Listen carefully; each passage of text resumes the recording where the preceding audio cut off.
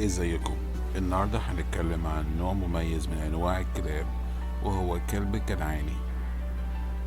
اولا، تاريخ النوع. بتنحدر سلالته من الشرق الاوسط، من فلسطين، لبنان، الاردن ولحد سيناء. بيعيش في البيئة الصحراوية، وبيرجع تاريخ السلالة لآلاف السنين، بتقدر ب9,000 سنة. ثانيا، شكل النوع.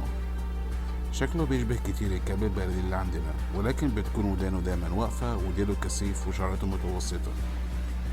ألوانه تتراوح ما بين الأبيض والأسود والبيج. ارتفاع النوع بيتراوح من 45 ل 60 سنتي، ووزنه بيتراوح بين 18 ل 25 كيلو جرام، ولذلك بيعتبر النوع مختلف.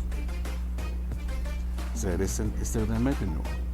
البدو كانوا وما زالوا بيستخدموه للحراسة من الذئاب والحيوانات البرية الموجودة في الصحراء، وبعض الأحيان بيتم استخدامه في الصيد كمان. رابعا، سلوك النوع.